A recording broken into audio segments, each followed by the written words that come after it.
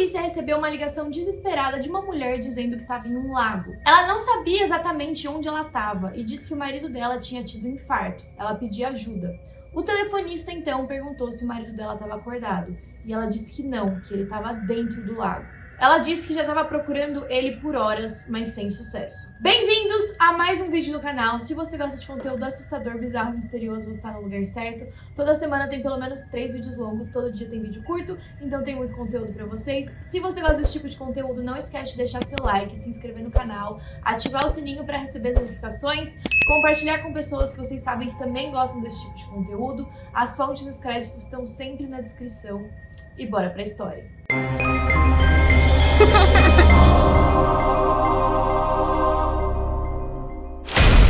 A Lori Eisenberg era casada com o Larry. Os dois já estavam casados há algum tempo e eles tinham vários filhos de outros casamentos, tanto o Larry quanto a Lori. Eles já eram mais velhos, ali por volta dos 60 e poucos anos, e muitas pessoas diziam que eles eram um casal bem feliz, que era muito raro que eles vissem os dois discutindo. E os filhos de cada um deles também diziam a mesma coisa. Parecia que eles viviam muito bem. O Larry era muito acostumado a fazer algumas viagens de barco para poder pescar. Ele gostava muito disso. A Lori às vezes acompanhava ele, às vezes ele ia com os amigos, mas ele sempre fazia isso como hobby. E aí, na manhã do dia 13 de fevereiro de 2018, ou seja, esse caso é bem recente, os dois decidiram fazer uma dessas viagens de barco para que o Larry pescasse. Era um pouco estranho que eles estivessem fazendo essa viagem justo nesse dia, porque o tempo não estava muito bom. A Lori dizia que o objetivo deles era ver o nascer do sol, então eles saíram bem cedinho, antes das 6 horas da manhã, pegaram a caminhonete que eles tinham para levar o barco até o lago e aí de lá eles entraram. Quando o nascer do sol finalmente aconteceu, o Larry mandou uma foto para uma das suas filhas biológicas e ele também tinha mandado uma mensagem para um amigo dele naquela manhã, dizendo que ele não estava se sentindo muito bem para pescar. Então acredita-se que não necessariamente os dois estavam saindo de barco para pescar, talvez eles só quisessem fazer um passeio os dois juntos. Quando a polícia recebeu aquela ligação, era mais ou menos 10h25 da manhã. A Lori parecia bem desesperada e em pânico, sem saber o que tinha acontecido.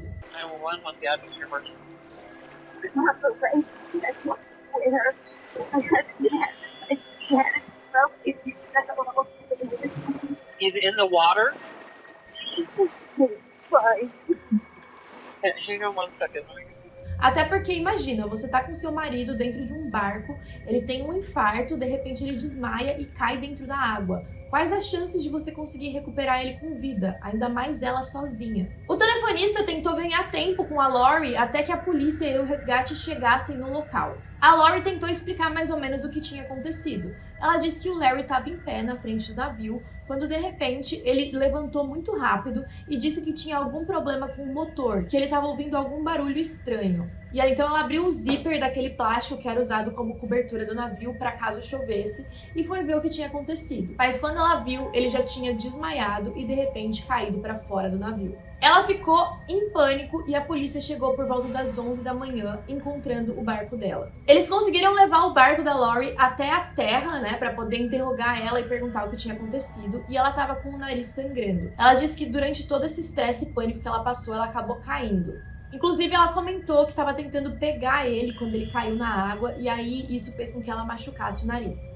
Ela também falou que ela ficou andando com o barco durante 1h30, 2 horas antes de chamar a polícia, porque ela não queria perder a localização de onde o corpo tinha entrado embaixo da água. Ela também disse que não estava conseguindo encontrar nenhum telefone dentro do barco. Outra coisa é que a ignição tinha quebrado um pouco antes do acidente, então ela teve que ligar o motor manualmente. E aí ela ficou tentando buzinar com o barco para ver se atraía a atenção de alguém, para que alguém pudesse ajudá-la. E aí quando ela foi pegar o cobertor que tinha lá para poder se aquecer, ela encontrou o celular do Larry. Foi aí que ela ligou para a polícia, mas ela disse que o celular caiu na água logo depois dela fazer a ligação. Independente de tudo, da história dela parecer muito plausível, a polícia tinha que investigar para garantir que não tinha acontecido nenhum crime ali. Eles encontraram várias manchas de sangue ao longo do barco que provavelmente vinham do nariz da Lori. Mas tinha algo estranho. A chave de ignição tinha claramente sido entortada, o que poderia indicar que teve algum tipo de luta ali dentro. Eles também encontraram várias outras chaves e a bolsa da Lori, que tinha uma caixa de suco quase vazia. Além de examinarem o barco onde tinha acontecido o acidente, eles também examinaram a caminhonete que foi usada para transportar. Quando eles olharam a caminhonete, eles não acharam nada de estranho, mas eles notaram que tinha um líquido que tinha sido derrubado ali no porta-copos onde o celular da Lori estava. Também tinha uma caixa de remédios para alergia que continha uma substância chamada difenidramina, que é usada para tratar febre e alergias, mas também é muito conhecida por causar sonolência. Quem nunca tomou antialérgico e ficou morrendo de sono? A Lori não conseguia se lembrar da localização exata do corpo, então agora o resgate, que estava usando mergulhadores profissionais para tentar encontrar o Larry, passou a usar um sistema de sonar no lago. Helicópteros também sobrevoaram o lago diversas vezes, mas sem sucesso. Agora, a polícia já estava lidando com uma missão para resgatar o corpo e não resgatar o Larry, porque era praticamente impossível ele ter sobrevivido, a não ser que ele tivesse acordado embaixo d'água, conseguido nadar para algum lugar, e aí sim ele poderia ser salvo, mas provavelmente, se ele teve um infarto mesmo, ele já teria morrido afogado. Várias horas foram se passando, e quando a polícia começou a questionar mais a Lori sobre detalhes do que tinha acontecido, ela mostrava sinais de linguagem corporal de muito estresse. No dia 18 de fevereiro, eles pediram para ela acompanhar o time de sonar no lago, mas ela parecia não querer ajudar em nada, ela não passava nenhuma informação e ela parecia não se lembrar de nada do que tinha acontecido no dia. Ela também tinha um comportamento meio estranho. Às vezes ela estava fazendo piadas e dando risada e de repente ela começava a chorar do nada. Mas isso nunca foi uma suspeita para a polícia, até porque cada pessoa processa o luto de forma diferente. Então não tem como saber se essa é uma reação normal ou não. Pode ser normal para aquela pessoa. Só que aí coisas estranhas foram começando a acontecer e a polícia foi recebendo algumas ligações e notícias um tanto quanto suspeitas sobre a Lori. A primeira é que ela e o Larry tinham uma cabana que ficava tipo numa floresta assim, era bem bonita, os dois chamavam o lugar de Meu Paraíso.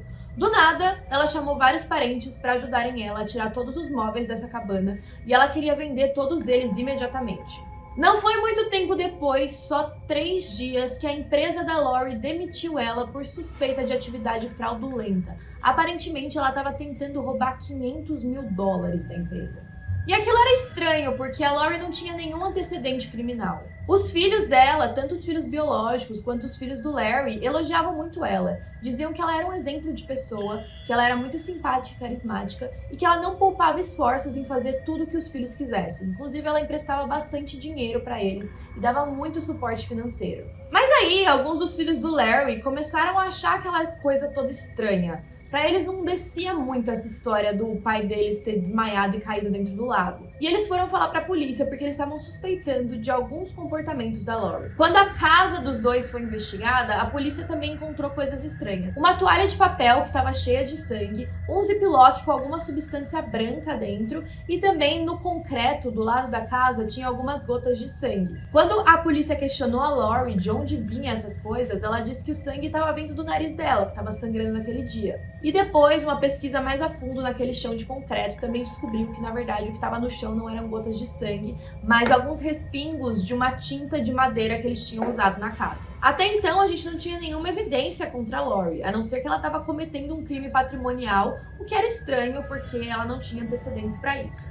No dia 27 de fevereiro, pouco depois, ela foi presa por conta desses crimes. A fiança era de $75 mil e foi paga no dia seguinte por uma das filhas biológicas dela. E aí, pouco tempo depois, no dia 1º de março, finalmente, depois de 16 dias do desaparecimento do Larry, um corpo foi encontrado flutuando perto da costa daquele mesmo lago. O corpo estava a quase 5 quilômetros do local onde a Lori tinha falado que ele estava a princípio. Mas quando a polícia viu o corpo, eles já sabiam que era do Larry por causa das roupas que ele estava usando. Além de tudo, o lago estava quase congelando, então o corpo estava até um tanto quanto conservado, o que ajudou para fazer a autópsia. E o mais estranho é que 2 dias antes, quando eles checaram aquele mesmo lugar, o corpo ainda não estava lá. Não tinha nenhum trauma suspeito que indicasse um crime, como por exemplo algum machucado muito grande. Quer falar? Quer falar no lugar?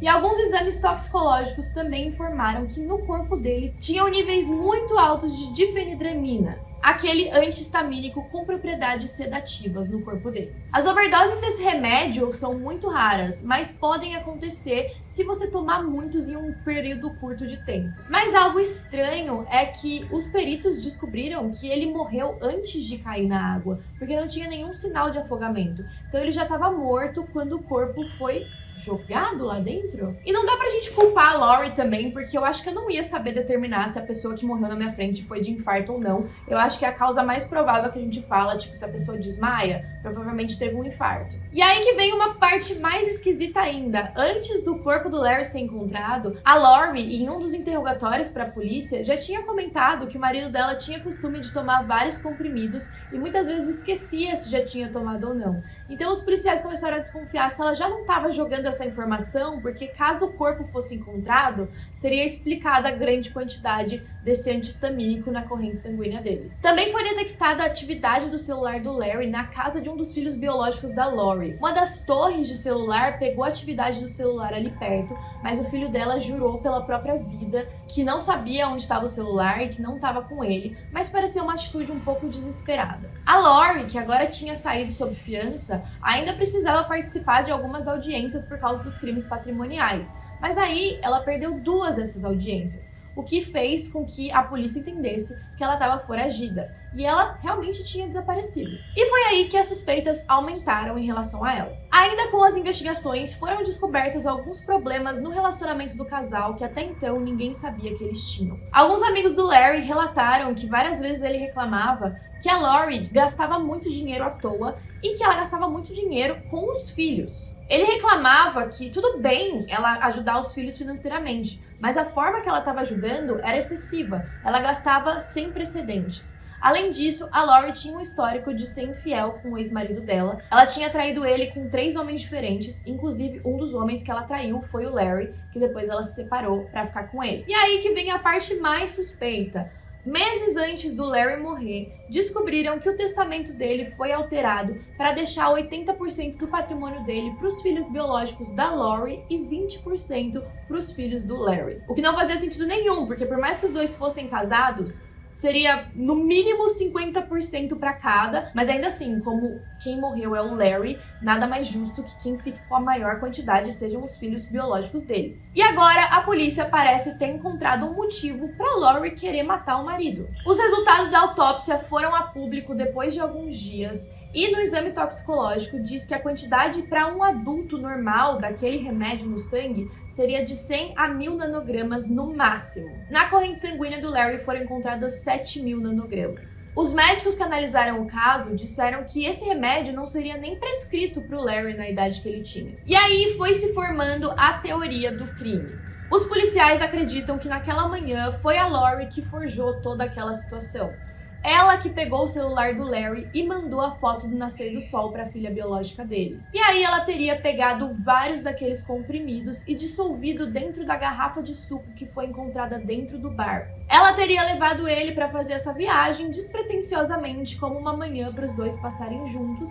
Provavelmente a única coisa que eles tinham para beber ali era aquela garrafa de suco, então o Larry tomou ela quase inteira, já que foi encontrada com pouquíssimo líquido quando os policiais chegaram. Quando ele se levantou, ele provavelmente sentiu mais os efeitos da droga, foi envenenado, acabou morrendo, e aí ele não deve ter caído simplesmente na água. Quem deve ter jogado o corpo dele deve ter sido a própria Lori. E aí o corpo, quando a pessoa morre, fica extremamente pesado. Eu não duvido que tenha sido aí que ela tenha machucado o nariz dela. Eles também acreditam que a Lori usou o motor para sair intencionalmente do local onde o corpo tinha sido deixado, para confundir a polícia e para eles demorarem mais para encontrar o corpo, ou até mesmo nunca encontrarem. Mas se vocês assistem vários casos criminais, vocês sabem que depois de algum tempo o corpo começa a boiar, a não ser que você coloque alguma coisa para que ele fique lá no fundo. Mas qual seria o motivo da Lori ter matado o marido? Provavelmente ele não tinha ciência do crime patrimonial que ela estava cometendo dentro da empresa dela. Eles já brigavam porque ela ficava emprestando muito dinheiro para os filhos. Além de que com a morte do Larry, ela ia se beneficiar com o testamento dele. Então ela ia receber o patrimônio do Larry e ia ter mais dinheiro para gastar da forma que ela quisesse, sem ele reclamando ali do lado. E depois, um dos filhos da Lori também alegou que ela já tinha dito para eles que estava roubando por causa deles, para ajudar eles. Ela ainda estava foragida, mas 2 meses depois ela acabou se entregando em uma delegacia. E foi aí que 6 meses depois ela se declarou culpada por fraude.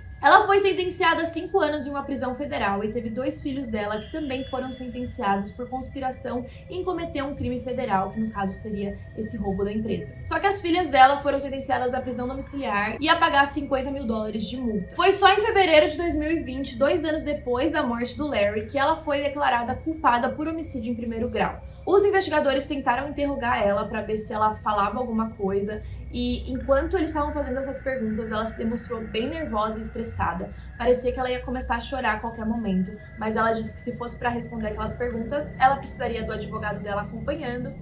E é óbvio que ela estava certa. Ela nunca disse que ela era culpada e que ela que matou o marido, mas ela aceitou uma Alfred plea, que a gente já falou aqui no canal em alguns casos, que basicamente ela se entende como inocente, mas ela sabe que se ela for para júri, o júri vai ter informações suficientes para declarar ela culpada. Em 2021, ela já tinha 67 anos e um juiz afirmou que a Lori já tinha premeditado o assassinato com a intenção de encobrir esse crime financeiro. Ela se recusou a aceitar a versão que o juiz deu e ela começou a contar uma história completamente diferente daquele dia. Ela disse que na verdade aquele suco era para ela e não para o Larry, mas essa história não colou. Foi aí que ela foi sentenciada à prisão perpétua com um mínimo de 30 anos. Bom, esse foi o caso de hoje. Não sei se vocês estavam esperando por esse plot. Para mim foi surpreendente, eu nunca imaginaria.